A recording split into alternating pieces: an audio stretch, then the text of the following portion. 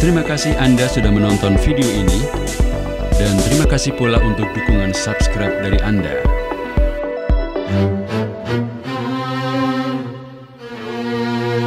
Assalamualaikum warahmatullahi wabarakatuh.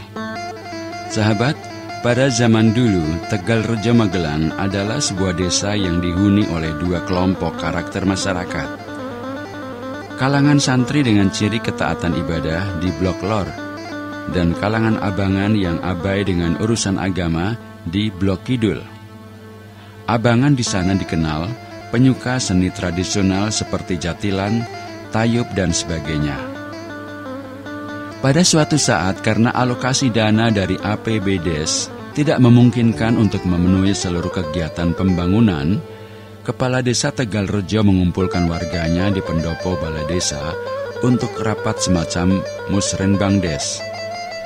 Setelah pembukaan acara, Kepala Desa langsung menyampaikan tujuan pertemuan itu.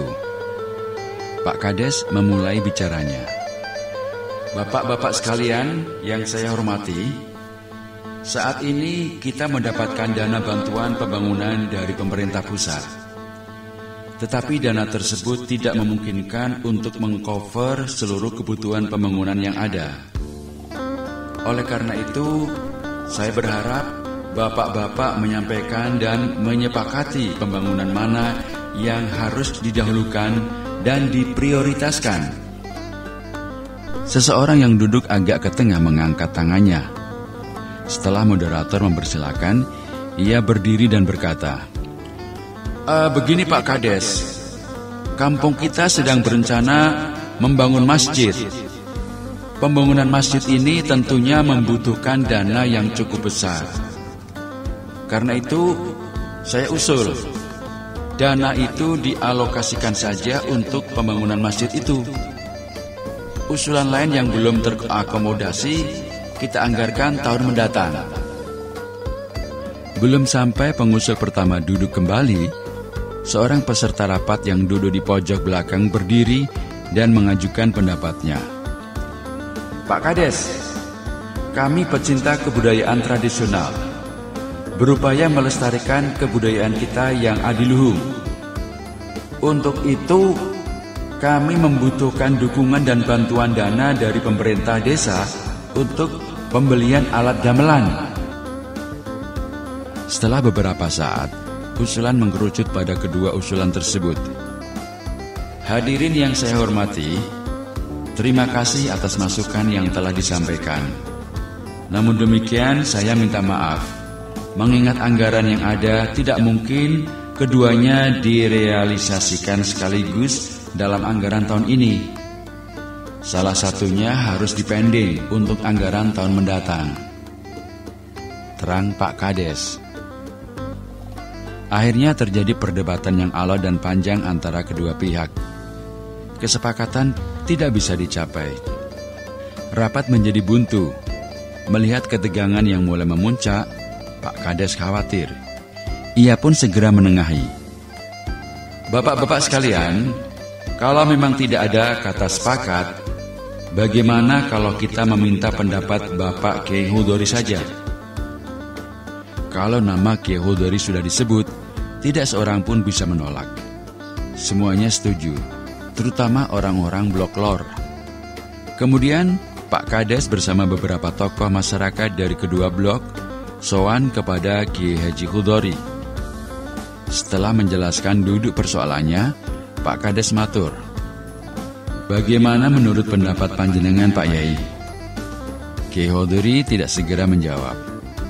Beliau mempersilakan para tamu untuk menikmati hidangan yang tersedia, baru kemudian berkata dengan singkat, Pak Kades dan bapak-bapak semua, menurut saya untuk anggaran tahun ini, dana tersebut dibelikan saja gamelan, sebagaimana usulan dari sedulur-sedulur Blok Kidul.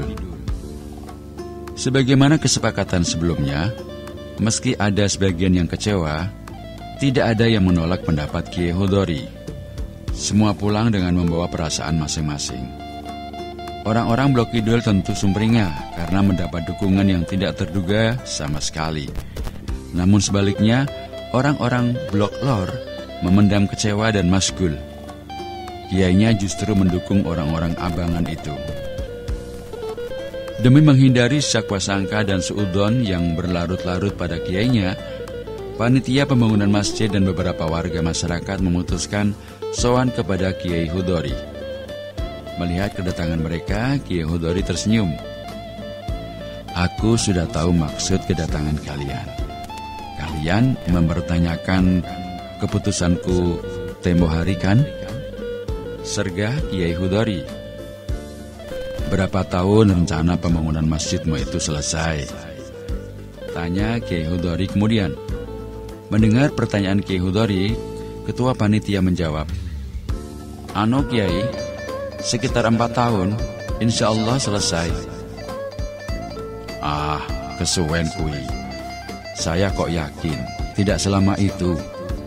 Dalam jangka waktu kurang lebih 1 tahun, insya Allah masjid sudah selesai," kata Kiai Hudori dengan penuh keyakinan.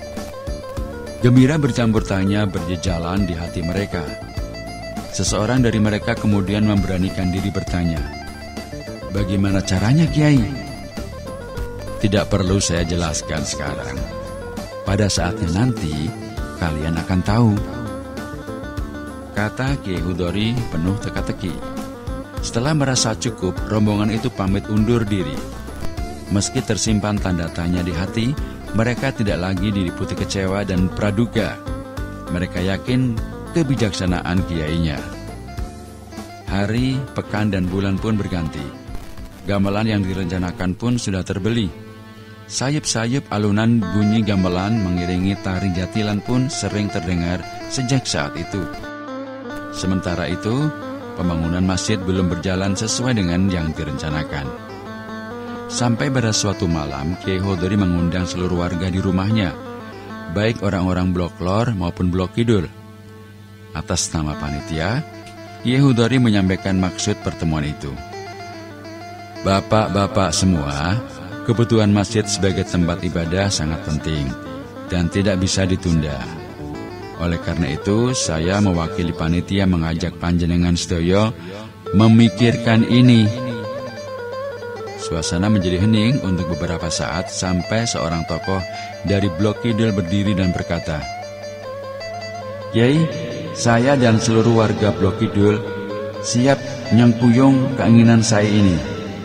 Bukan begitu, sedulur-sedulur?" tanyanya kepada warga Blok Kidul. "Betul Ki, kita nyengkuyung sepenuhnya," saut salah seorang dari mereka. Setelah malam itu, seluruh warga Blok Lor maupun Kidul bersatu mewujudkan rencana besar itu. Benarlah apa kata Kiai Hudori tempo hari, masjid itu telah berdiri sempurna dalam waktu tidak lebih dari setahun. Tidak itu saja, orang-orang Blok Kidul pun akhirnya banyak yang mendatangi masjid untuk sholat 5 waktu. Mereka malu pada diri sendiri. Bagaimana mungkin masjid yang mereka bangun dengan harta dan tangan mereka sendiri dibiarkan kosong?